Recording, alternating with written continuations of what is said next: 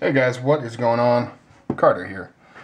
The theme of this video is why is the Hinderer knife so damn buttery smooth? And of course I'm particularly speaking about my example. As you can see here, I mean it just floats, just closes by itself, just about. Get a little shake, closes by itself. And yet, it's very rock solid. I mean, you can like maybe get a tad bit of wiggle if you really crank on it. But it is just really smooth.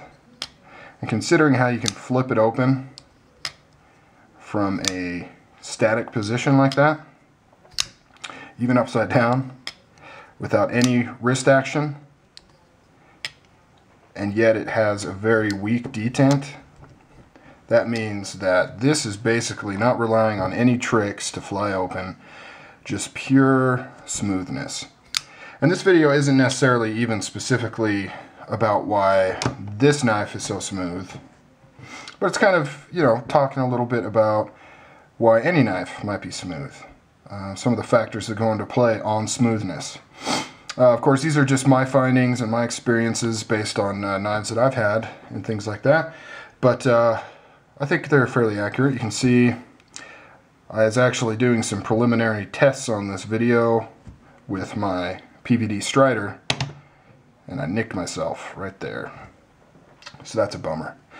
But anyways, so first off the bat, we've got the kind of obvious go-to things, right, that people talk about, and that is the type of washers and how tight the pivot is.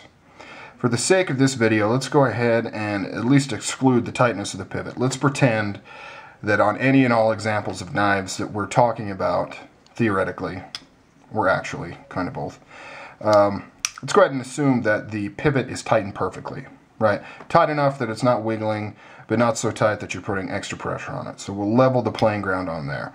Then we've got type of washers. It's been my experience that Teflon washers tend to provide the smoothest action out of bronze phosphorus or Teflon.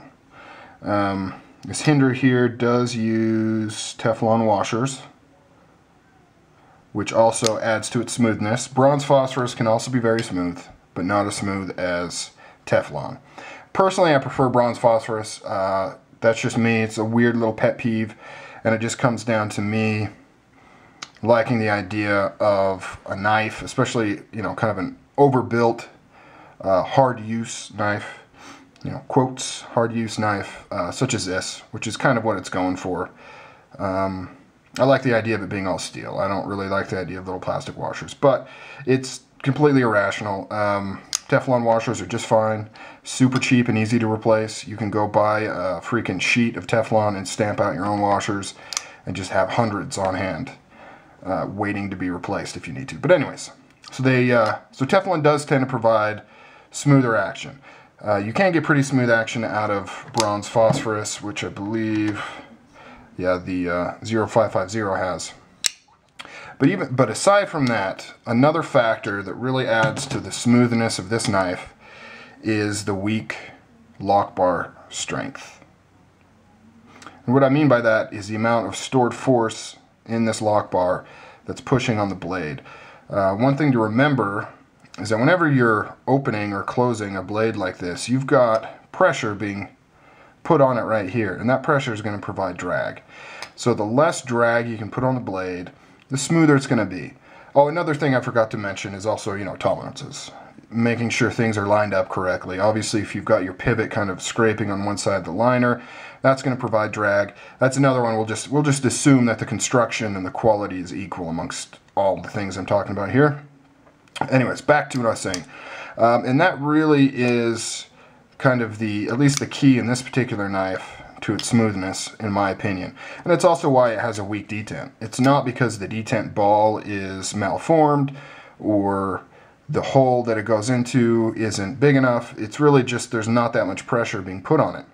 And the reason for that, two reasons why there's not all that much pressure, is you have a fairly long lock bar.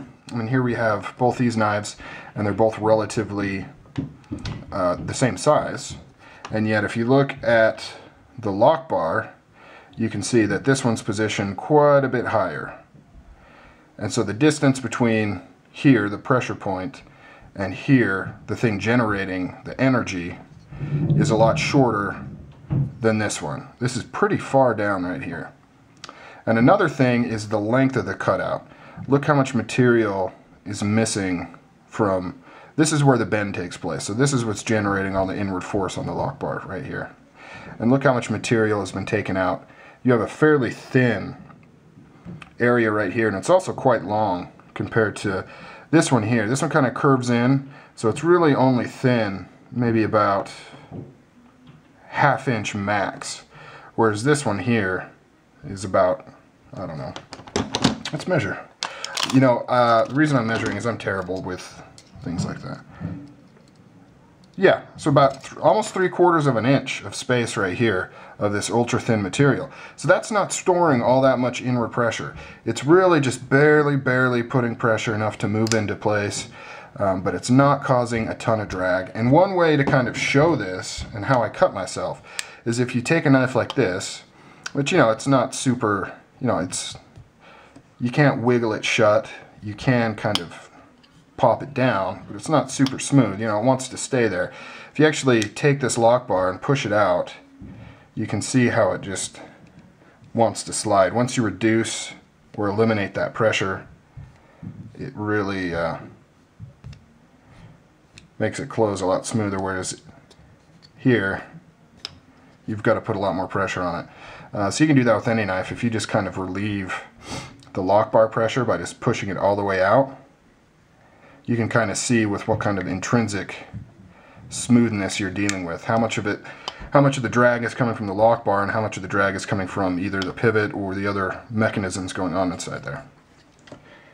Alright guys, that's all I really wanted to say.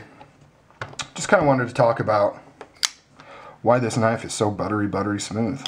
And it is. It's probably the smoothest knife that I own. Really just is amazing. And of course this has Teflon, or I'm sorry, Fawn's bronze phosphorus, and this has bronze phosphorus as well.